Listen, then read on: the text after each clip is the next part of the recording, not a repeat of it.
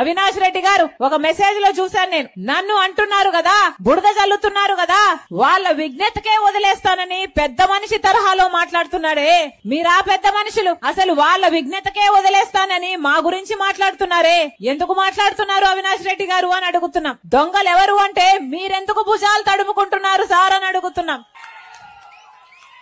ఇన్ని మాటలు మాట్లాడే బదులు, మా గురించి మాట్లాడే బదులు అసలు కేసులో గూగుల్ మ్యాప్స్ కి హత్య చేసిన వాళ్ళకి మీకు సంబంధం ఎందుకుందో మాట్లాడండి. మీ కాల్ రికార్డ్స్, హత్య చేసిన వాళ్ళ కాల్ రికార్డ్స్ ఎందుకు మ్యాచ్ అవుతున్నాయో చెప్పండి. మీరు సిబిఐ ఎంక్వైరీ కావాలని జగన్మోహన్ రెడ్డి గారు సాక్షాత్తు ముఖ్యమంత్రి కాకముందు అడిగిన వాడు, ఆ తర్వాత సిబిఐ ఎంక్వైరీ ఎందుకు వస్తుంటున్నారో చెప్పండి. అసలు మీకు దాచిపెట్టడానికి ఏమి లేకపోతే, భయపడడానికి ఏమి లేకపోతే సిబిఐ ఎంక్వైరీ ఎందుకు వస్తుంటున్నారో చెప్పండి. ఆఖరికి పెద్ద మనిషి వివేకానంద రెడ్డి గొడ్డలి వేట్లకు బలయ్యి ఇల్లంతా రక్తం ఏరులై పారితే సాక్షి ఛానల్లో హార్ట్ అటాక్ అని చెప్పారే, ఎందుకు చెప్పారో మాట్లాడండి. ఇవన్నీ మాట్లాడకుండా దొంగలు భుజాలు తడుముకున్నట్టు మా విజ్ఞతకే వదిలేస్తున్నారట. ఎంత త్యాగమూర్తి, ఏమనాలే ఇట్లాంటి వాళ్ళు. వీళ్ళంతా ఈ రోజు నాయకులయ్యారు. ఒక రోజు ఇదే అవినాష్ రెడ్డి గారిని జగన్మోహన్ రెడ్డి గారు 5 సంవత్సరాల క్రితము ఎంపీగా పోటీ చేద్దాము అంటే ఆఖరికి నేను వివేకానంద రెడ్డి నన్ను నిలబడాలని ఎంత చెప్పినా కూడా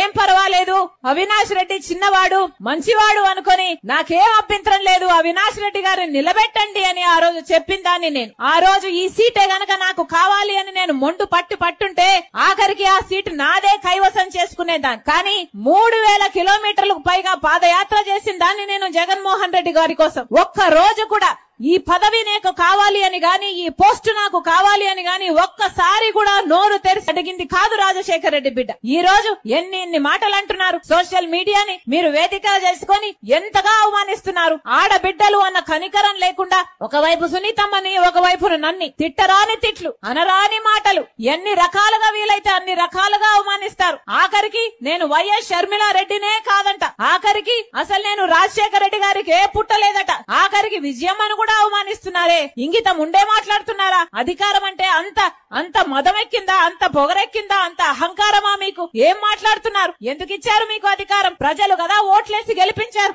మరి ఓట్లేసి ప్రజలు గెలిపిస్తే ప్రజలకు ఏం చేశారో మాట్లాడాలి.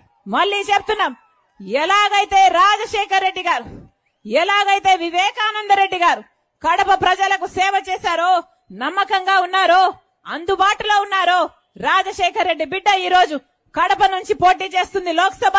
మీకు అందుబాటులో ఉండాలని, మీకు నమ్మకంగా ఉండాలని, మీకు సేవ చేయాలని ఆశపడుతున్నాం. దయచేసి కాంగ్రెస్ పార్టీ హస్తం గుర్తు మీద ఓటేయండి. రాజశేఖర్ రెడ్డి బిడ్డను గొప్ప మెజారిటీతో గెలిపించాలని ప్రార్థిస్తున్నాం. ఈ పోరాటం జరుగుతున్నది రాజశేఖర్ రెడ్డి గారి బిడ్డ ఒకవైపు, రాజశేఖర్ రెడ్డి గారి తమ్ముడు వివేకానంద రెడ్డి హత్య చేశాడు అని నిందితుడిగా చూపుతున్న, సిబిఐ నిందితుడిగా చూపుతున్న అవినాష్ రెడ్డి ఇంకోవైపు. మీకు రాజశేఖర్ రెడ్డి బిడ్డ కావాలో లేకపోతే సిబిఐ నిందితుడిగా చూపుతున్న అవినాష్ రెడ్డి కావాలో మీరే నిర్ణేతలు. మీరు న్యాయం వైపు నిలబడతారో, అధికారం వైపు నిలబడతారో మీరే నిర్ణేతలు. మీరు ధర్మం వైపు నిలబడతారో, డబ్బు వైపు నిలబడతారో మీరే నిర్ణేతలు.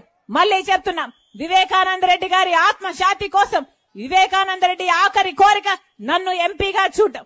మనస్ఫూర్తిగా ఆశీర్వదించమని రాజశేఖర్ రెడ్డి బిడ్డను మీకు బలమైతా, మీ బిడ్డనైతా, మీ బాధ్యతను తీసుకుంటా.